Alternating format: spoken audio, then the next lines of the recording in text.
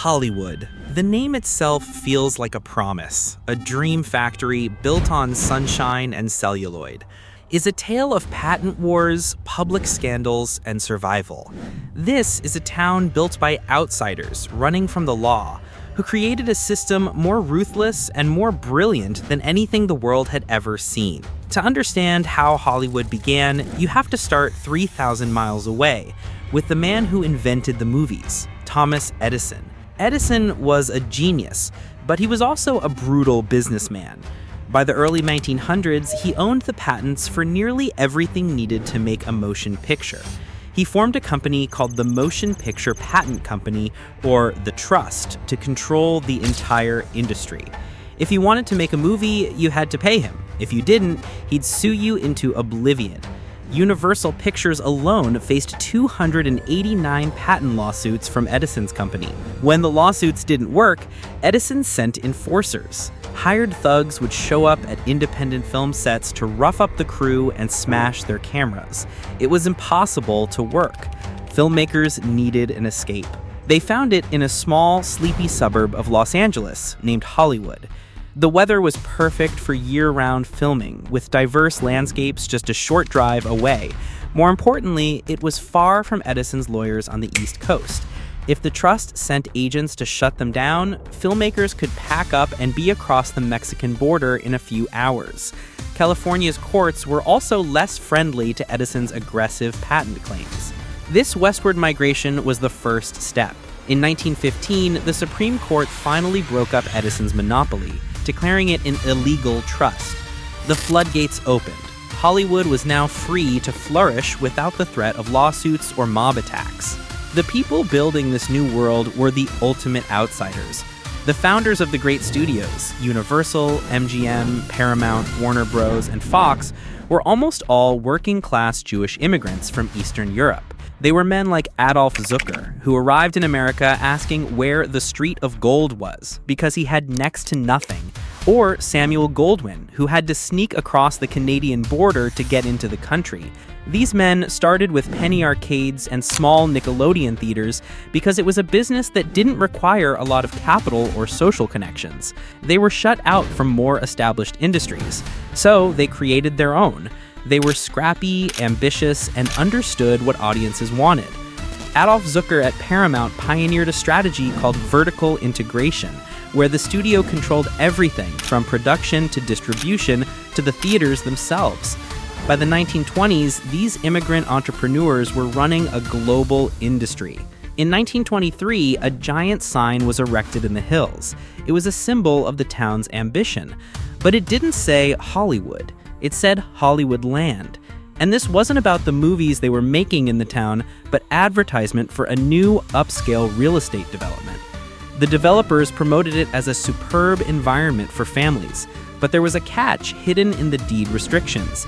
The homes were for white buyers only. Hollywood's most iconic symbol, the beacon of a global dream, began as a billboard for a segregated community. This was the central contradiction of early Hollywood, a town built by immigrants that thrived on exclusion. Nowhere was this contradiction more obvious than in Hollywood's first blockbuster. In 1915, D.W. Griffith's The Birth of a Nation was released. It was a technical marvel, a 3-hour epic that changed filmmaking forever. It was also a deeply racist piece of propaganda. The film portrayed Black Americans as unintelligent and predatory, while the Ku Klux Klan were depicted as heroes riding to the rescue. The NAACP called it the meanest vilification of the Negro race. The film sparked riots in Boston, Atlanta, and Philadelphia, but it was an astonishing commercial success. It cost about $500,000 to make and earned an estimated $60 million, a return of nearly 12,000%. The film's profits helped fund the growing studios, and its popularity led to a massive revival of the real-life Ku Klux Klan. Hollywood learned a powerful and dangerous lesson: controversy sells. As Hollywood's power grew, so did its reputation for debauchery, and in 1921, the industry faced its first great existential crisis. Roscoe "Fatty" Arbuckle was one of the biggest comedy stars in the world. After a wild party in San Francisco, a young actress named Virginia Rappe died. The press went into a frenzy, portraying Arbuckle as a depraved monster who had raped and murdered her. He was tried 3 times and eventually acquitted, with the jury issuing a formal apology for the injustice he'd suffered. But his career was destroyed. The scandal terrified the studio heads. Religious groups and moral crusaders were calling for government censorship of the movies. They feared that if the government stepped in, it would kill the business. So, Hollywood decided to police itself.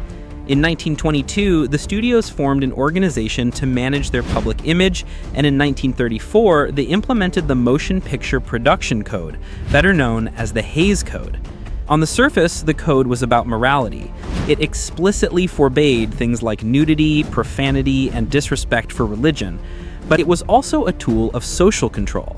The code banned any depiction of miscegenation or interracial relationship. It ensured that criminals were always punished and that authority figures were never portrayed as villains. The studios even hired a Catholic priest to vet their scripts. This self-censorship wasn't driven by a sudden burst of morality. It was a business decision. The Catholic Legion of Decency had threatened a nationwide boycott that could have crippled the studios during the Great Depression. The Hays Code was corporate self-preservation disguised as a moral crusade. It suppressed creative freedom for decades to keep the profits flowing and the critics at bay. And the profits were enormous. By 1930, just 8 companies produced 95% of all American films. 5 of those studios, the Big Five, didn't just make the movies, they owned the theaters where they were shown. They owned only 16% of the theaters in the country, but they were the most important first-run houses, which allowed them to capture 75% of all box office revenue. Studios realized that owning the pipeline was more profitable than making the content.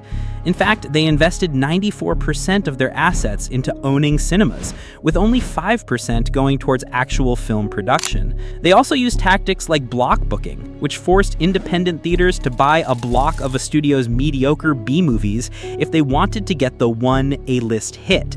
It was a classic oligopoly, and it gave them total control over American culture. This system would last until 1948, when the Supreme Court, in the landmark case United States versus Paramount, forced the studios to sell their theater chains, ending the golden age of the studio system.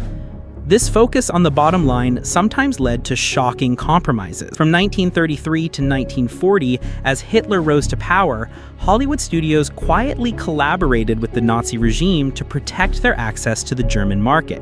They sold around 250 films to Nazi Germany on the condition that they remove any material that was critical of Hitler or that depicted the persecution of Jews. While the world slid to war, Hollywood agreed to keep its films politically tame. Only after the attack on Pearl Harbor did the studios begin churning out overtly anti-Nazi pictures, and even then, they almost never depicted the horrors of the Holocaust. The Dream Factory's moral compass often pointed directly toward profit. This history of conflict and control is not ancient history, it's alive today. In 2023, Hollywood faced its biggest labor uprising in over 60 years. Around 160,000 actors and 11,500 writers went on strike simultaneously. They were fighting for fair pay in the streaming era and for protection against studios using artificial intelligence to replace them. One studio proposal suggested they could scan a background actor's likeness, pay them for one day's work, and then use that digital clone forever without further compensation or consent. It was a modern-day echo of the old studio system's desire for total control over its workforce. Ongoing debates about diversity and representation also trace back to Hollywood's foundations. The Oscars So White movement highlights a persistent bias that began in an industry whose most famous landmark once advertised a whites-only suburb, and whose first awards ceremony was a union-busting PR stunt. The story of Hollywood is the story of America, magnified and projected onto a silver screen. It was built by immigrants who embraced a vision of the American dream, even as they built a system that excluded others from it. It sold morality while profiting from scandal. It preached patriotism while collaborating with fascists. It is a place of incredible creativity and crushing conformity, of dazzling dreams and dark realities. The next time you watch a movie, remember where it came from. Remember the patent wars, the scandals, and the strikes.